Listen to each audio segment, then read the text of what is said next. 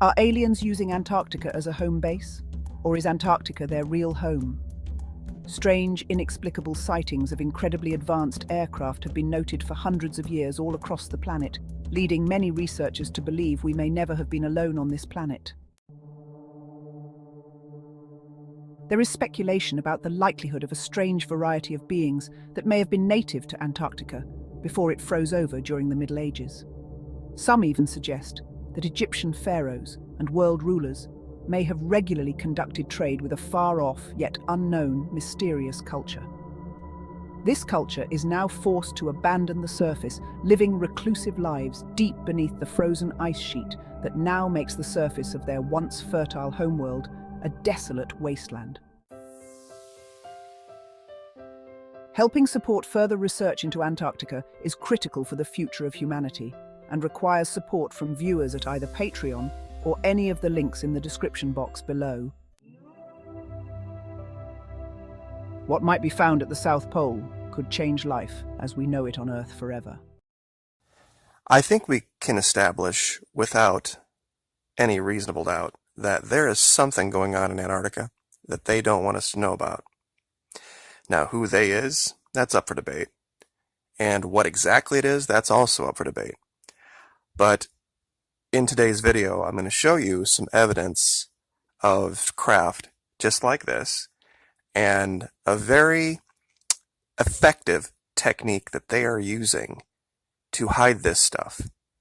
Because I get a lot of people that come to me and say, I went to Google Earth with my phone or, with my computer, and I didn't see the thing that you showed. You, of course, have to use Google Earth Pro. You have to go through time layers. You have to go through resolution layers and change the aspect of the camera. It takes a lot of work sometimes. But this map that the British have put out, this topographical map, has been such a great asset. Today's video, we're going to be in a different section than we have been before. We've been working up here in the 2 and 3 o'clock region, Argentina, the strip of land up here being, of course, 12. We're going to be working all the way over here at around 7 o'clock, 7, 8-ish in that region. There's a large body of water here, a large bay here. It's this little part right here that we're going to be looking at. It's kind of triangular shaped. I've been here before and found a lot of things, but I have found some new stuff that's pretty exciting.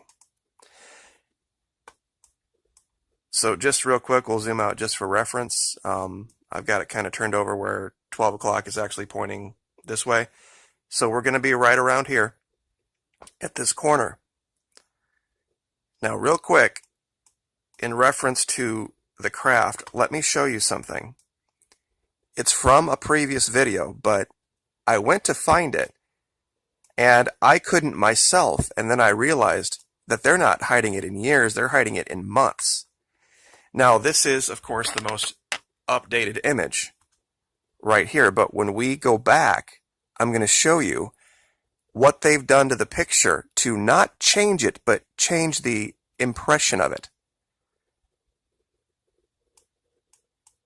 Okay, so here's the location as it sits today.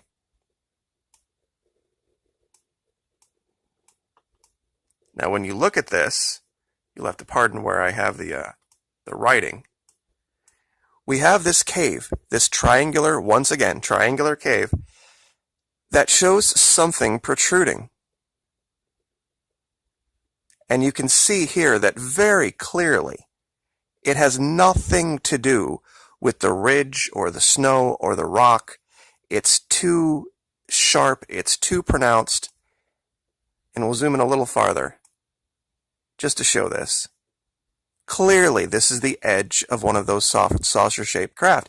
And when you look at the edges of everything else around it, there's no way it's ice.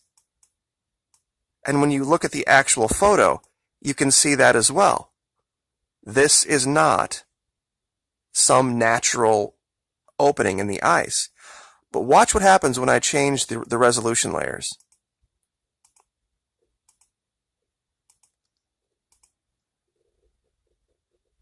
Now look what they've done. You see, they changed it just enough to make you think, if you were at a distance, that, oh, it's just a piece of ice sticking out of the snow. This is what they do. So you'd look at this and go, oh, there's a hole here, but, nothing to get excited about. It's just a sharp piece of ice.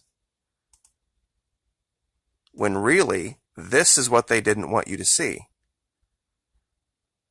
This is an entirely different image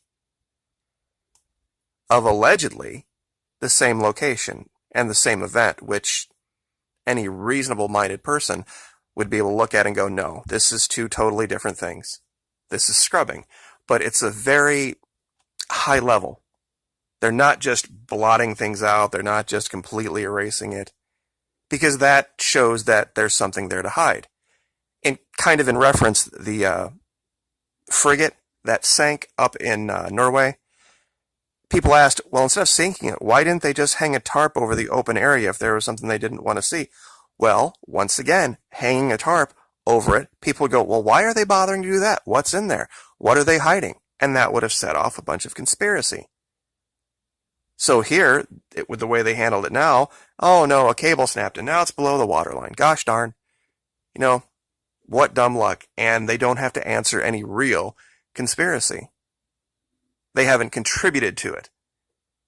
It's just how they do it. It's very, very, it's a weird way of thinking about it, but once again, nobody's talking about it. It's completely off the news, and it didn't even last as long as the issue with the Fitzgerald. So we're going to go over here, though, and I'm going to show you one of these tunnel structures that cuts right through 3 separate pyramids. Actual pyramids. It's stunning. When I look at this region and everything that we found, it's pretty clear. I mean, we found cables over here. We found them actually intersecting here. I had a long time ago found this one smaller section here marked with a black line, and this is just a continuation of it up here. And of course I'll give you all the locations, but it starts down here. And you've got to be looking very closely. Now, the way I laid my reference line is going to look odd. It's going to look like it's crossing it when really it's not. It has to do with the altitude of where this is. So don't think that I've laid a line that's not right alongside it. Because as you can see over here, let me zoom in a little closer. It's here, and then the blue is, of course, just my reference line, so I can look at it from a distance and know exactly where to go. So I'll zoom out so we can get right to the pyramids.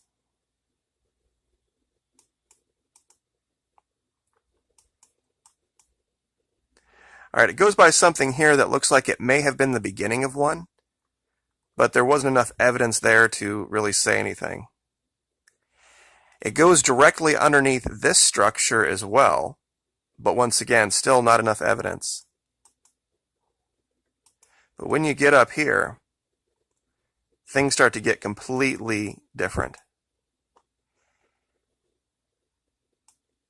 I want you to look at this structure real close.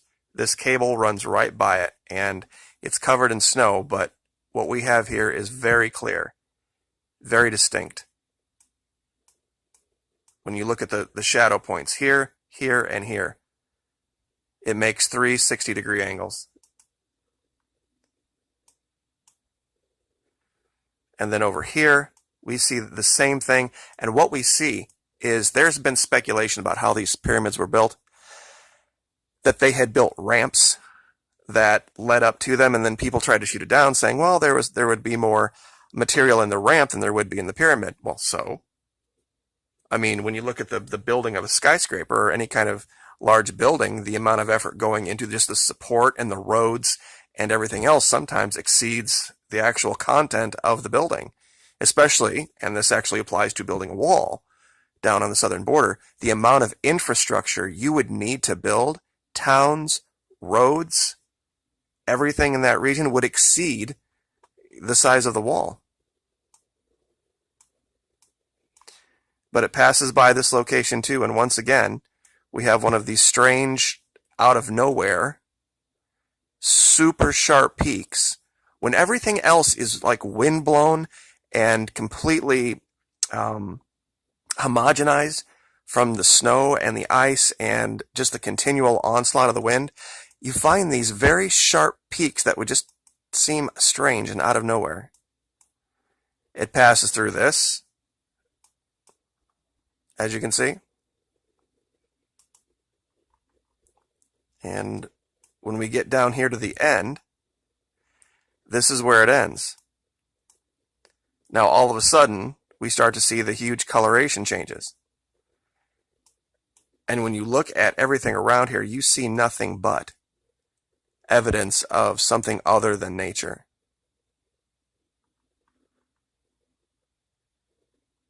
They are everywhere down here. And of course,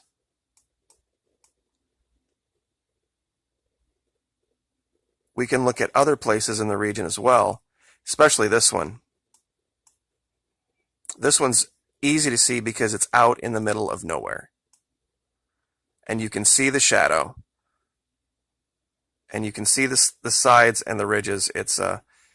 This almost looks like where they were trying to build one of those multi-sided pyramids.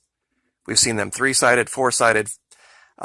Even the one in Egypt is actually, it looks like it's 4-sided. It actually has 8 sides. It's concave on each side. And you have to see it at a certain light and from above. And once again, in these regions, you find strange things like this. Just out in the middle of these wind-blown sheets of nothing but ice and rock, you'll find these just perfect, round, in this case, looks like a melt pond. What would be causing this that would go all the way to the surface and maintain enough heat so that it stayed liquid on the surface of Antarctica?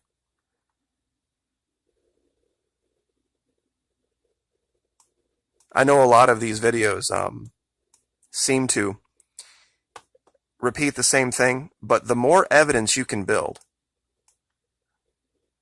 and here once again, and I didn't even mark this one. When you see this, it's very clear what this is, or was, I should say. And here, they've once again forgotten to scrub something. We have this large tower in shadow, and they want you to believe this tiny little ridge, this even concave ridge, is making this shadow. And what I'm going to do is I'm going to go all the way down as far as I can to ground level to show this. Give me 1 second to get the camera right. That's what makes the investigation so time-consuming. Now this is what it would look like from near ground level. And as you can see, you can't even see the shadow because it's over a ridge. But this is what they're trying to make you believe is causing this shadow. Now I know, depending on where the sun is in the evening, that shadows can get long. But usually there has to be something of, significant altitude. And when we look at the shape of this, it just doesn't match up. But of course, here's what the powers that be, whoever is scrubbing this, are expecting. They are expecting you to be looking at this straight down. This is the angle they think you're going to be looking at all this stuff.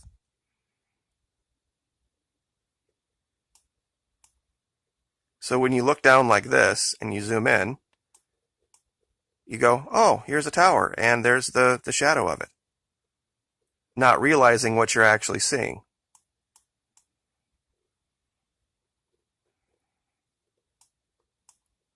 Same thing's actually going on here. There's something on the top of this. I didn't really want to cover it because it's smaller evidence, but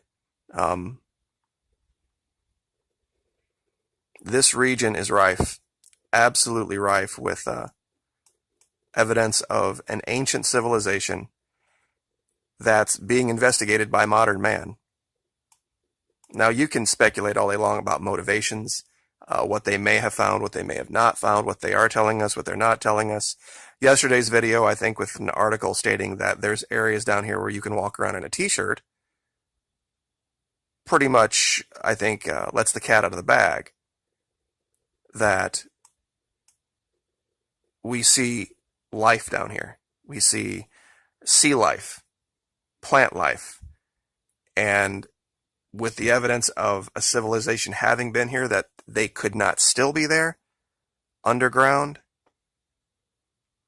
Boy, I tell you what, it would be a stunning thing, wouldn't it, to actually make contact. We're still making first contact with people in the Amazon. And they literally live in a forest we can fly over anytime. The idea that we hadn't made first contact yet with people down here isn't out of the realm of possibility, just based on what we've seen happen in South America. So I guess we'll leave that there. But if you haven't downloaded yet, this map is not a hard one to find. It is a British topographical survey of Antarctica. And if you get it on I'm lucky enough, blessed enough to have a touch screen. It's a Lenovo. It's a 23-inch. It's not anything super, super expensive, but you can blow this image up and you can see all sorts of incredible things about what's under the ice in Antarctica. So we'll leave it there. Like, share, subscribe. Thank you so much. We'll see you next time. I'm sure you've heard the news. Ancient Antarctica is like a time capsule waiting to be unlocked. And you can be part of this journey. Beneath the ice lies a world of untold mysteries. Prehistoric landscapes, ancient ecosystems, even potential signs of early human life. But here's the catch. Uncovering these secrets requires cutting-edge technology and relentless research. That's where you come in. By pledging just $1 on Patreon or subscribing to our channel, you can support our mission to uncover the hidden past of this frozen continent. Every dollar helps us get closer to groundbreaking discoveries that could rewrite history. So, are you ready to be part of something epic? Click the link, join our community, and let's unravel the mysteries of ancient Antarctica together. Because every mystery solved brings us one step closer to understanding our own story. Subscribe now, and let's make history.